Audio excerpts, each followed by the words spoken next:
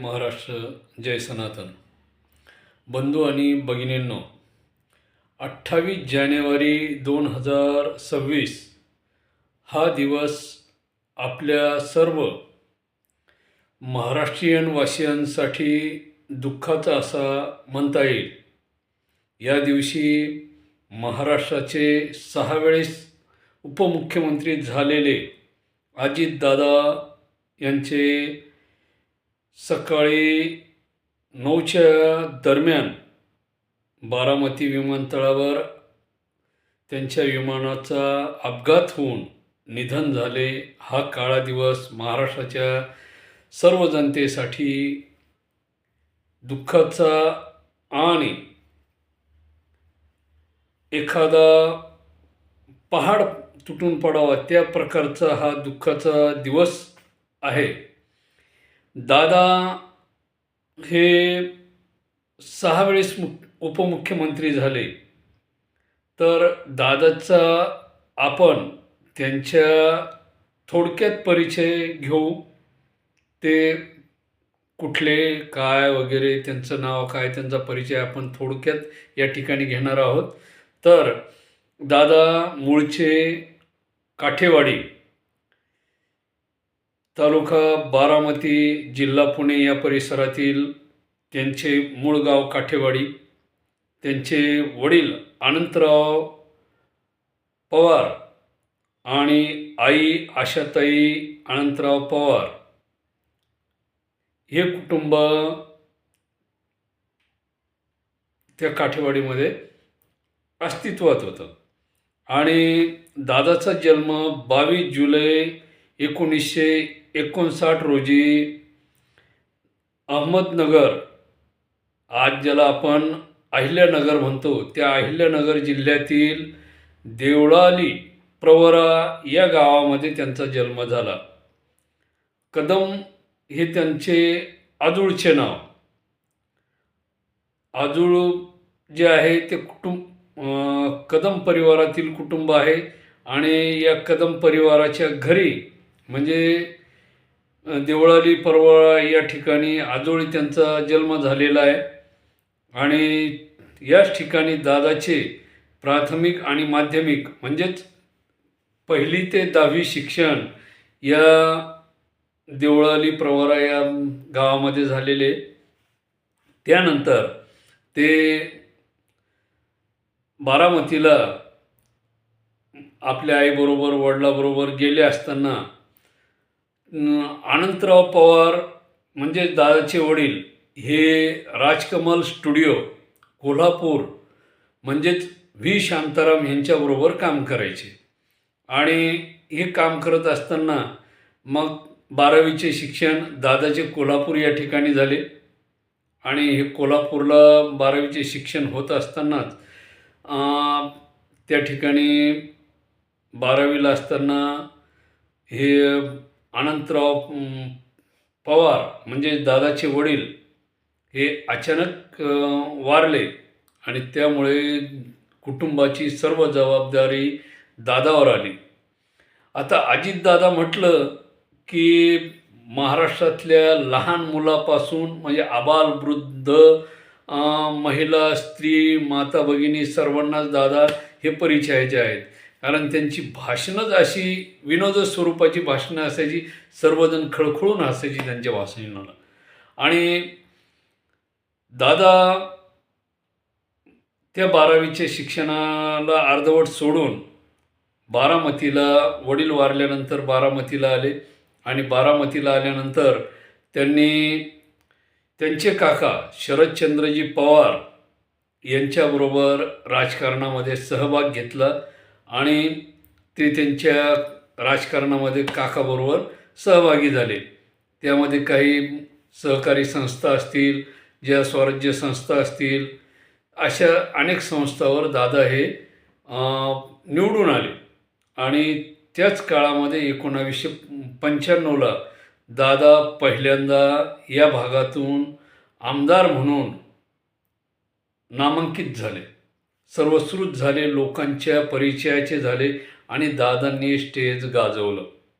आता दादा म्हटलं की भाषणाचा आणि त्यांच्या बोलण्याच्या शैलीचं बरेचसे लोक म्हणजे दिवाणे लोक काय व्हायचे, दादाचं भाषण म्हटलं की लोक असे टी व्ही लावून बसायचे आणि मग त्या भाषणासाठी बरेचसे माता भगिनीसुद्धा दादाचे भाषण ऐकण्यासाठी आवडीनं बसायचे.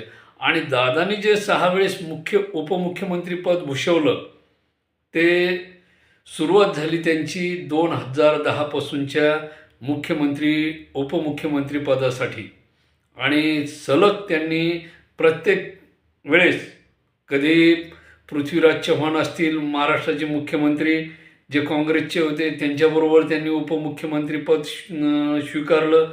त्यानंतर उद्धव ठाकरे असतील, जे महाराष्ट्राचे मुख्यमंत्री झाले त्यावेळेससुद्धा त्यांनी उपमुख्यमंत्रीपद भूषवलं. त्यानंतर देवेंद्र फडणवीस असतील, त्यांच्याबरोबरसुद्धा त्यांनी उपमुख्यमंत्रीपद भूषवलं. आणि प्रत्येक वेळेस सर्वसामान्याच्या हिताचे कार्य त्यांनी त्यांच्या परीने केले. प्रत्येकजण त्यांच्या कार्याची वाहवा करतो. आणि नेहमीप्रमाणे कालच्या घटनेमध्ये 28 जानेवारी 2026 रोजी सकाळी ते 8:10 मुंबईवरून पुण्याच्या म्हणजेच बारामतीच्या दिशेने निघाले. त्या वैमानिकाचा पायलटचा संवाद झाला. बारामतीच्या परिसरातल्या विमानतळावाल्यांशी चर्चा झाली असा उल्लेख त्या ठिकाणी केलेला आहे. बऱ्याचशा न्यूज चॅनलमध्ये त्या ठिकाणी दाखवण्यात आलेलं आहे. आणि बरेचसे जण या गोष्टीचा अंकाचा तारखेचा 28 जानेवारी 2026 या अंकाचा बरेचसे जण ते कॅल्क्युलेशन वगैरे काहीतरी त्यांचं हे चालू आहे. व तो काळ कसा होता, 8:10 कसे होते, किंवा विमान खाली उतरताना तो काळ कसा होता, या गोष्टीचे प्रत्येकजण आपापल्या परीनं काय करत आहे, ते धागेदोरे मांडण्याचा प्रयत्न करत आहेत. काही भविष्यकार आहेत, काही वैज्ञानिक आहेत, काही शोध घेणारे आहेत. आणि ज्या काही गोष्टी असतील ते आपापल्या परीनं प्रत्येकजण त्या ठिकाणी प्रयत्न करतो आहे.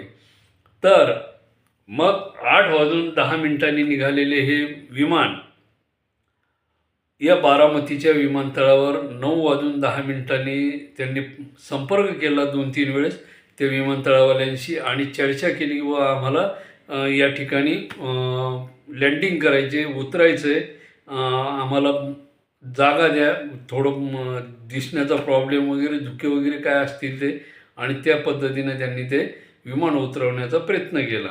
आणि ते उतरत असतानाच त्या वैमानिकाचं बॅलन्स आऊट झालं म्हणा, किंवा त्याला तो हवाई पट्टी न दिसल्यामुळे ते विमान दुसरीकडेच भरकटल्या गेलं. आणि भरकटल्या गेल्यामुळे काय झालं की त्याला जो अपघात झाला, जी स्पीड होती, जो वेग होता त्या विमानाचा, त्या वेगामध्ये काय झालं की त्याला जो मार लागलेला आहे तिथल्या कुठल्या दगडाचा म्हणा किंवा कशाचा म्हणा, त्यामध्ये जोरदार स्फोट झाला आणि ते विमान तुकडे तुकडे झालं.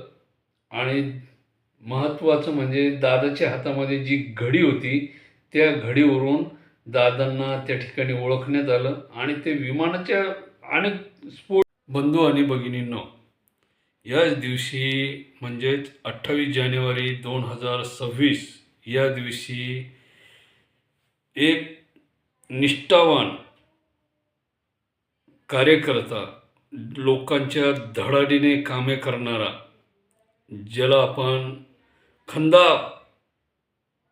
कार्यकर्ता, खंदा राजकारणी असा गेला. आणि दादा गेल्यामुळे महाराष्ट्राच्या राज्यामध्ये राजकारणामध्ये एक पोकळी निर्माण झालेली. आणि ती पोकळी, ती उणीव भरून निघणे भविष्यामध्ये तरी अशक्य असे आहे. दादा म्हणजे सर्वसामान्याचं एक हृदय असल्यासारखं, प्राण असल्यासारखा भाग होता. सर्वसामान्य जनता दादा म्हणजे त्यांना म्हणजे आपुलकी वाटायची. आणि असे दादा आपल्यातून गेल्यामुळे जी पोकळी, जे महाराष्ट्रावर दुःख येऊन पडलेलं आहे, जे पुढचे भविष्यातले कामं त्यांनी ठरवलेली होती, समाजासाठी करण्याचा प्रयत्न होता, ती अर्धवटच राहिलेली आहे. त्यांची कामं काय होती हे त्यांनाच माहीत होतं. आणि ही पोकळी भविष्यामध्ये भरून निघणे फार कठीण आहे. आणि एवढे बोलून मी माझे हे मनोगत व्यक्त करतो आणि दादाला भावपूर्ण श्रद्धांजली अर्पण करून मी या ठिकाणी थांबतो.